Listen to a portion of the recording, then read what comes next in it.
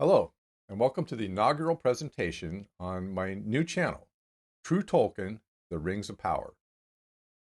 My name is Kent McNall. My qualification for creating this channel and this video is one thing and one thing only: my absolute love and passion for the works of J.R.R. Tolkien, all of them. I became passionate about it when my father gave me a copy of The Hobbit when I was 7 years old, and I devoured it then. And I've been devouring his works ever since.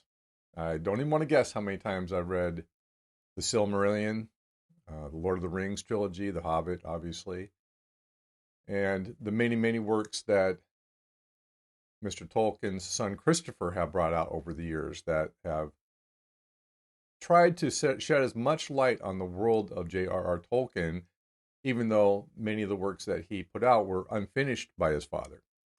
And I think Christopher stayed very, very true to the work of his father. He never tried to take it over and make full novels out of his work. He presented it as his father had written it. There are many, many people in the world that are even more passionate about Tolkien than I am. There's a Tolkien Society, which I strongly recommend if you're interested that you go join. TolkienSociety.com is where you'll find that. And some amazing works and writing and art are to be found there and many, many other places on the internet. The Rings of Power is the latest television/movie presentation of the works of Tolkien. And I've been watching, at this point, the first 2 episodes. And my passion was ignited to create this channel because I think that some of what's being presented is being rewritten. Let's just put it that way. It's being rewritten, and you don't rewrite J.R.R. Tolkien. Now, my motive, I really had to examine, because if all I wanted to do was gripe about how they're writing the series, I don't think that'd be a great reason to create this channel. So my true motivation is to try to make sure that people actually read the Silmarillion and the many other works that are available.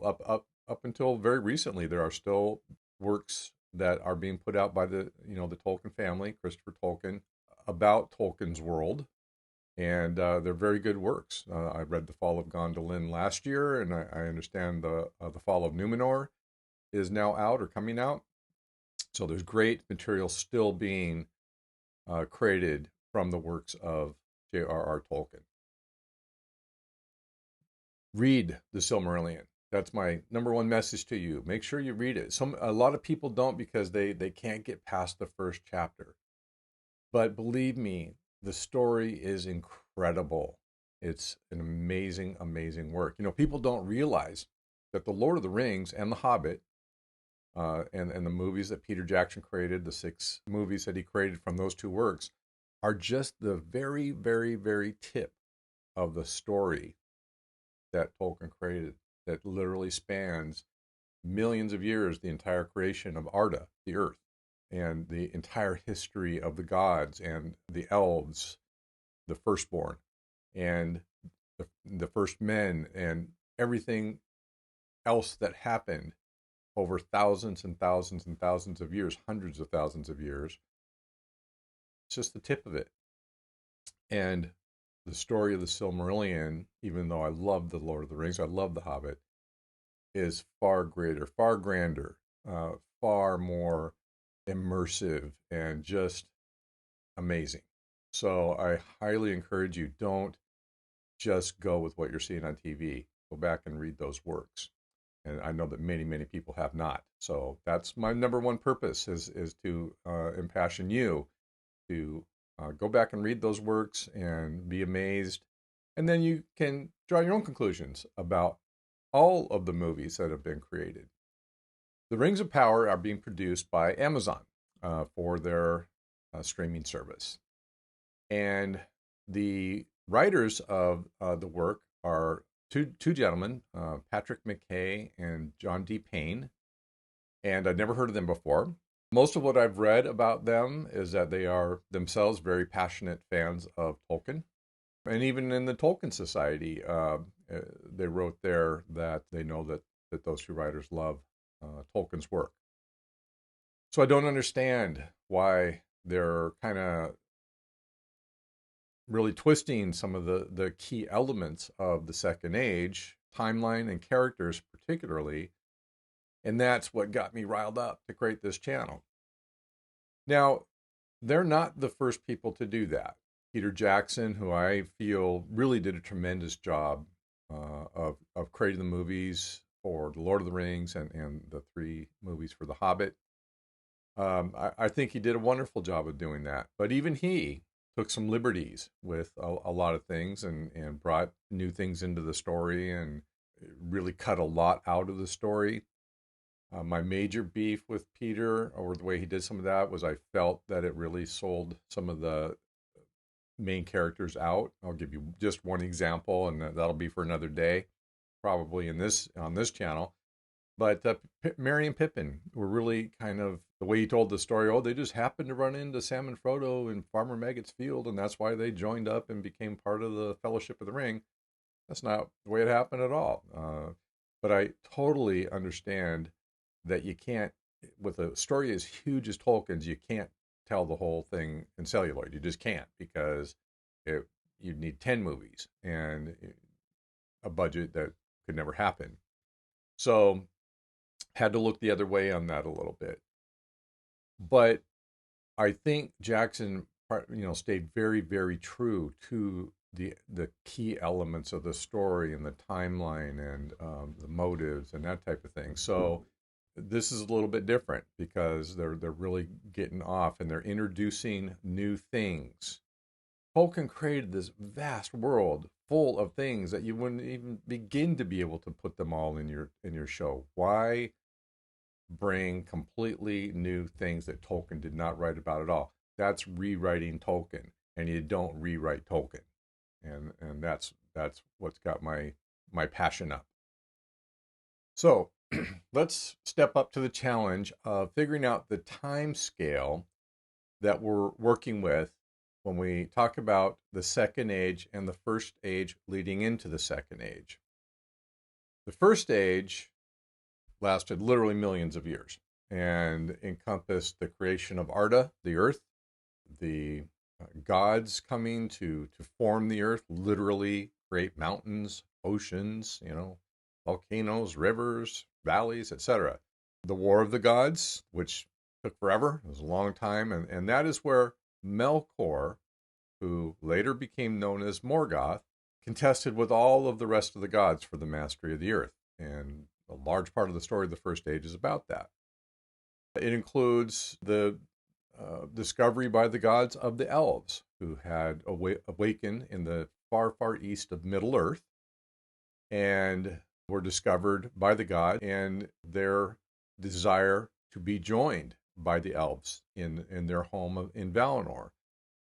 And that process took many, many, many thousands of years. But one of the things that happened because of the discovery of the elves is that the gods realized they had to, once and for all, overcome Melkor.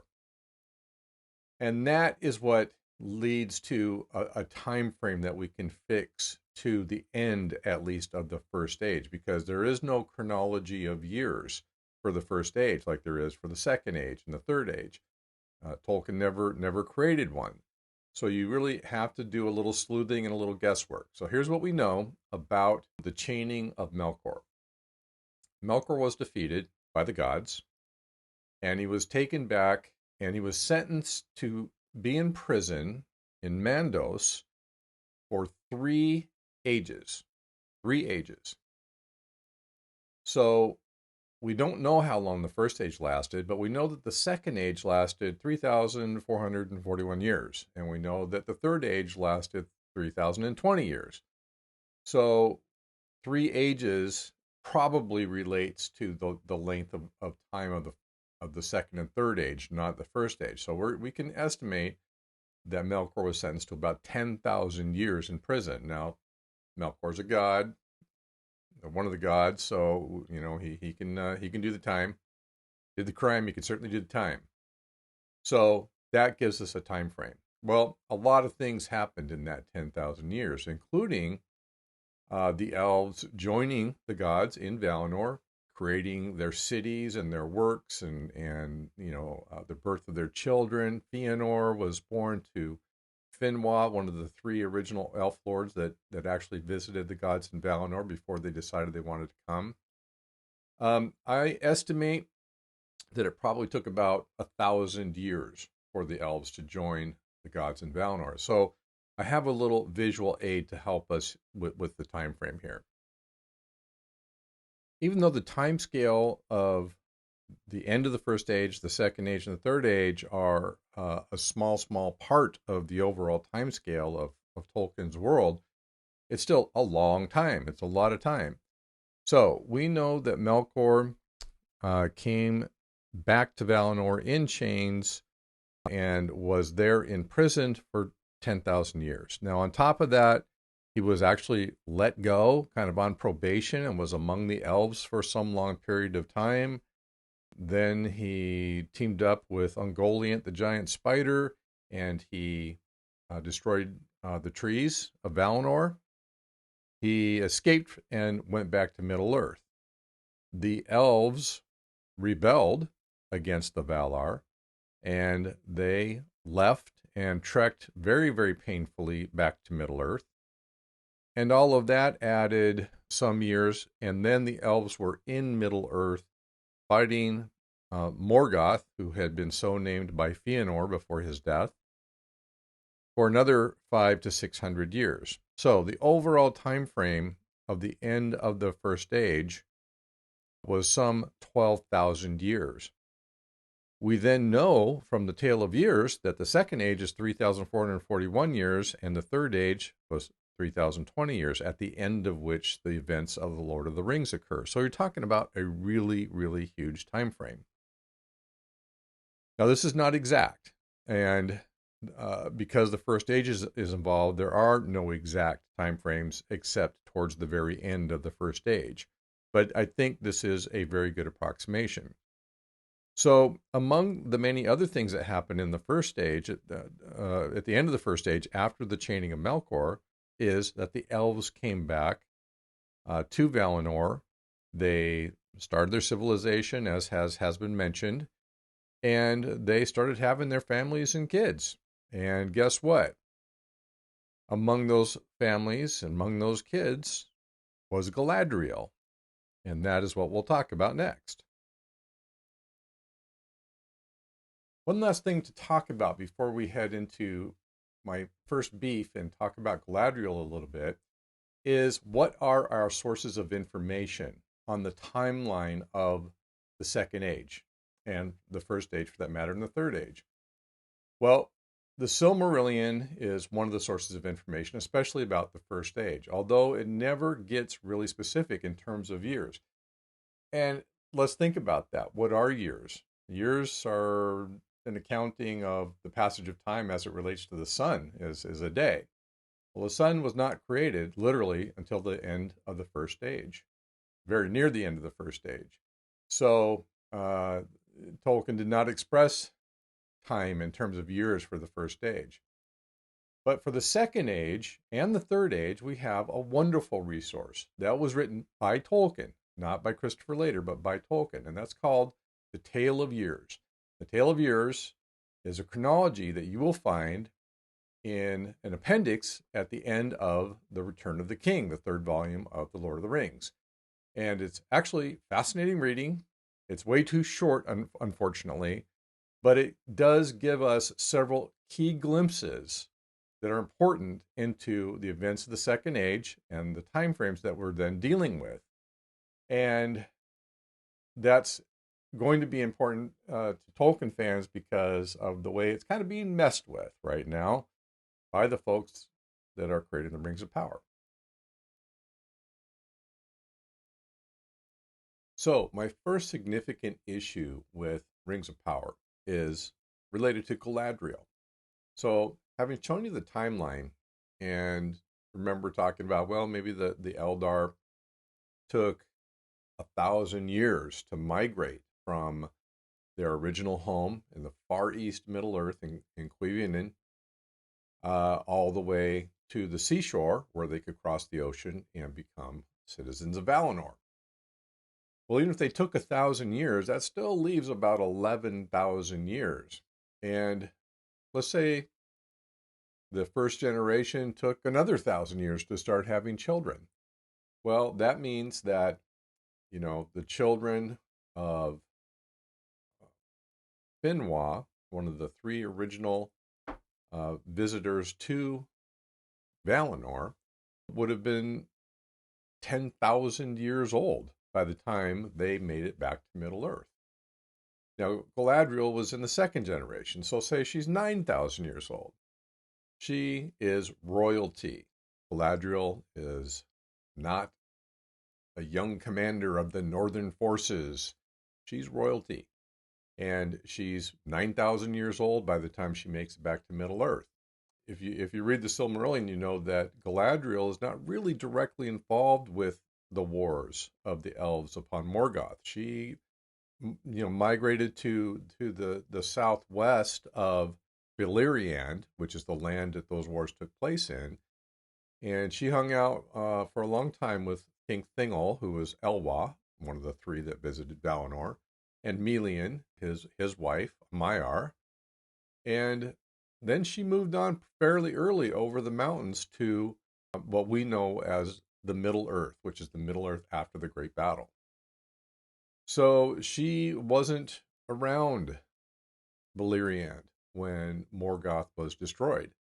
She didn't go hunting for anyone in the old fortresses. In fact, everything related to that great war was under the ocean.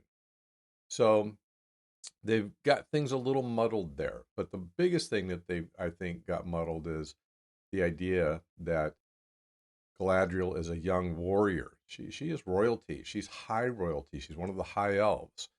She was a great lady even at that time. And while she was definitely involved, she was not involved at that level. Now, to be honest, if someone is going to live 15 or 20,000 years and then go back home to live for eternity, they're going to do a lot of stuff, right? Even though she was a queen, she didn't sit around knitting and hanging out with her maids, maidens fair. She definitely got her hands in the mud with the battles against Sauron. But her participation was not with the sword and climbing mountains with her bare hands. Her participation was as one of the wise, as one of the greats of Middle Earth.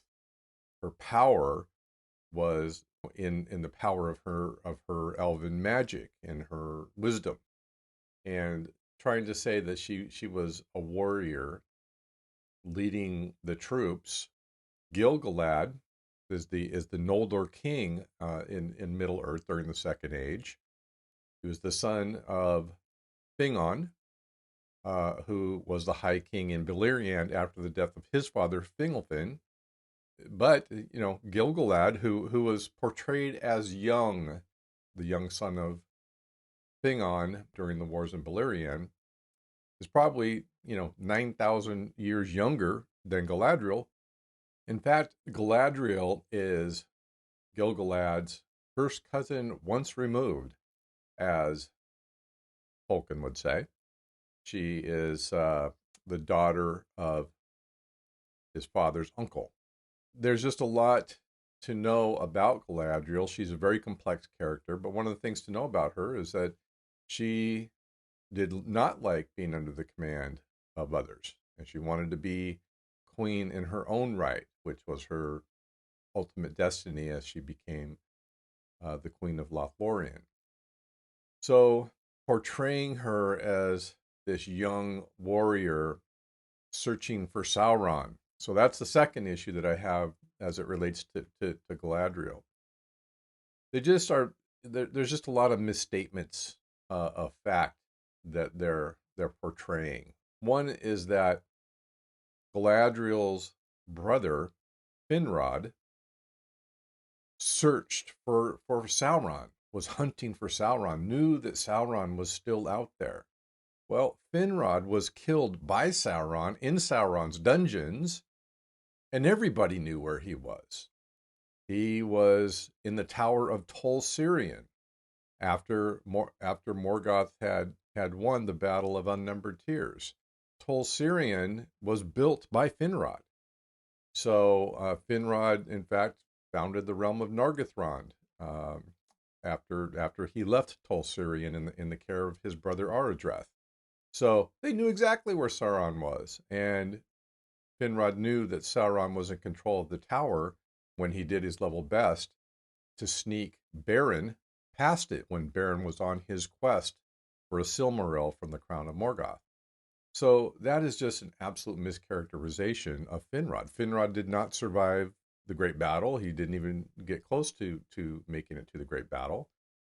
And there was never any mention of any marking on his body. His body was never seen by his sister or anyone else. He died in one of Sauron's horrible dungeons. Why totally mischaracterize something that is really, really well documented in the work of Tolkien in the first place? That doesn't make any sense. Sauron did survive the Great Battle, but in my reading, no one knew that. They may have, some may have had some kind of suspicions, but all Tolkien ever says is that they did not find Sauron after the Great Battle. As in fact, we know that they did not find at least one Balrog, and that at least one dragon escaped and hid in Middle Earth. We all know who that was. There are certainly some areas where you can say, well, it's not explicit, but Finrod's fate is not one of them. Finrod's fate is wound up in one of the greatest stories of the First Age, which is the tale of Beren and Luthien. The third thing that bothers me about Galadriel is the idea that after she completed this age-long mission of trying to find Sauron that she never went on, that as a reward, she was more or less against her will, packed up and shipped off to be with the gods in Valinor. Now, at this time, Valinor, the journey to get there was very, very long. Valinor was still a part of the world. It was still a part of Arda, and it had not yet been removed from Arda.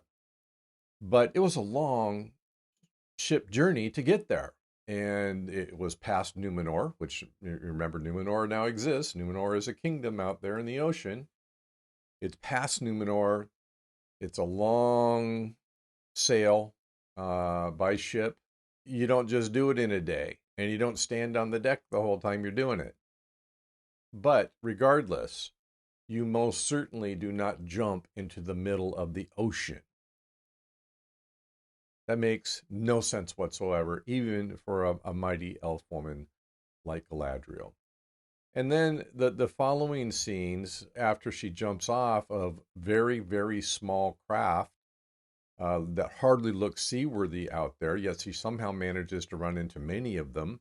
What are they doing out there? And then, of course, the extra huge sea creatures that don't actually quite eat you, but, are just something that the writers invented. For what purpose? So that entire thing. Now, Galadriel, Tolkien writes that she did reject the call to go back, but it wasn't mandatory. Many of the high elves stayed in Middle Earth for the love of Middle Earth.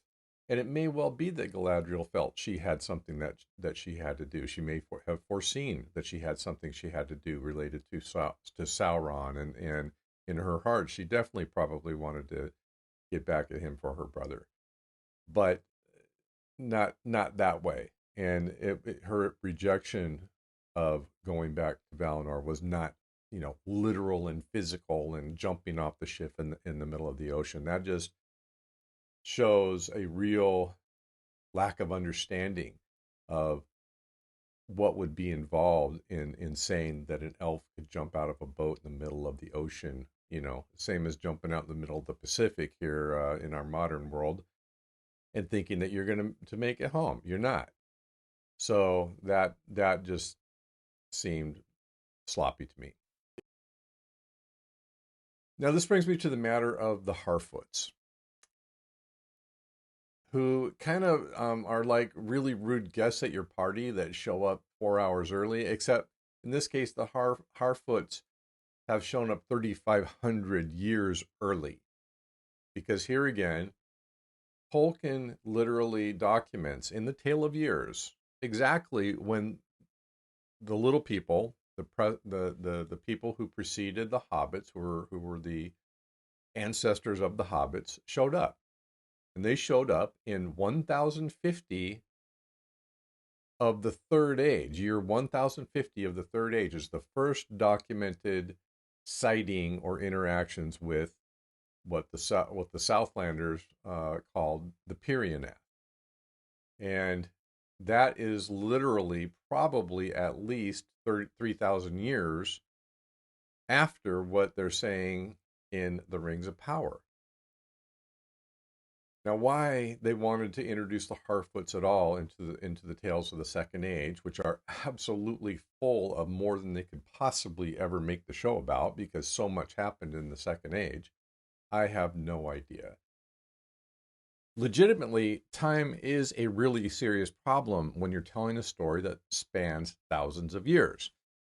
And one of the biggest reasons it's a problem is because you have characters, you have in fact, an entire race of characters, multiple races of characters whose people live thousands of years.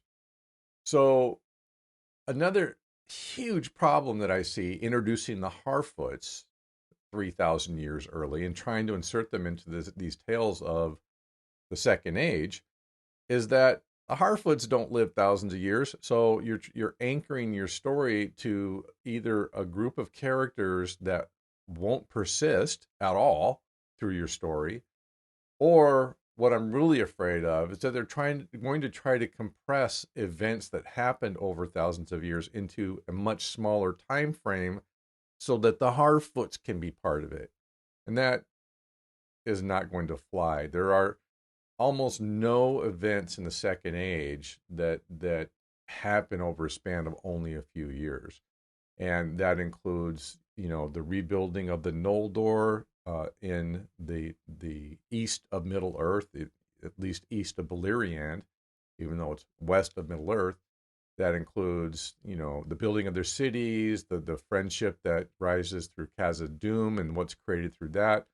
Of course, Sauron's attempt to seduce the Eldar as he wants them to make the Rings of Power for him, and all of the events that happen with the Númenóreans and Sauron being dragged back to Númenor and destroying Númenor.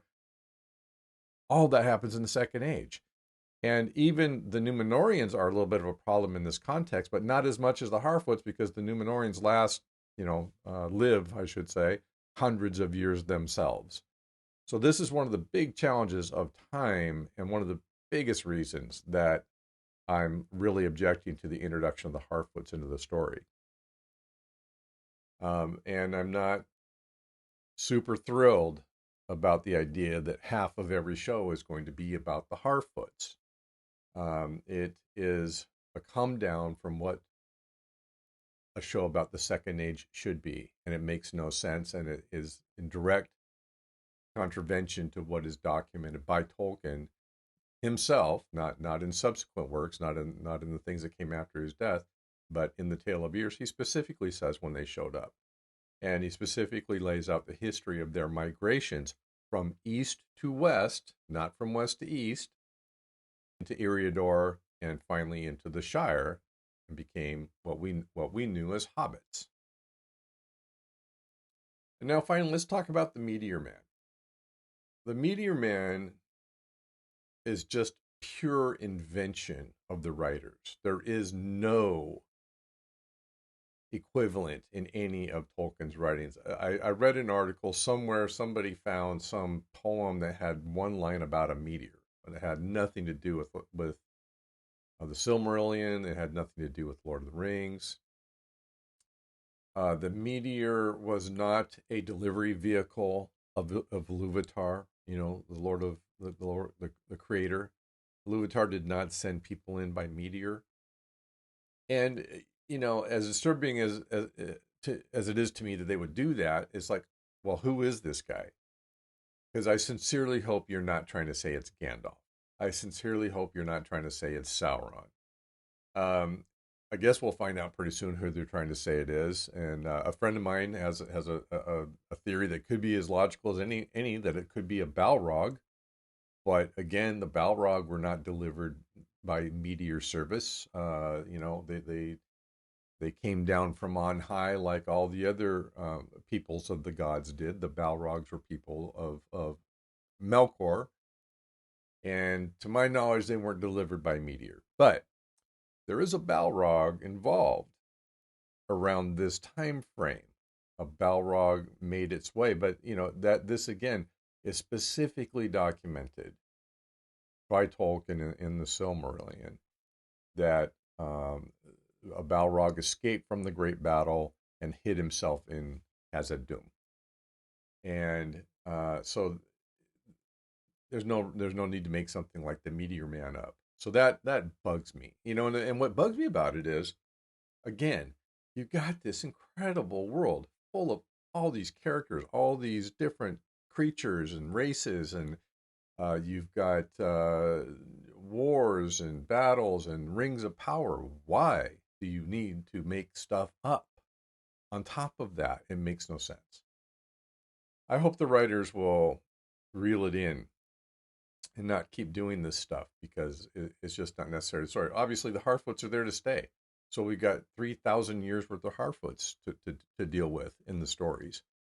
And even Tolkien only had the Harfoots around for around 1,500 years in the Third Age. So those are some elements that I find a little bit troubling. At the end of the second episode, we still find Galadriel on one of the little boats, and she's laying on the deck and obviously suffering from being out on the ocean for so long. And there's someone on a tall ship looking down at her. Now, it's reasonable to assume that that is a ship from Numenor. And the Numenorians, of course, are fantastic seamen. They have giant ships, and they do come back to Middle Earth eventually. And that is the topic of, well, where are we in the Second Age? So the Second Age is 3,441 years long. In the first show, Gil-Galad says an age has passed since the end of Morgoth. Well, that's clearly not true because we're not at the end of the age. In fact, we're very close to the beginning of the Second Age, much closer to the beginning than we are at the end, unless they're going to completely change how long it is as well. They haven't begun the forging of the Rings of Power yet. They did not speak of the Numenorians being part of the story again in Middle Earth. There's no overt talk of Sauron or the persona that he takes on to try to get the elves to make the Rings of Power, because he is the person that does that. So they're technically probably right around the year 500 or 600 in the Second Age.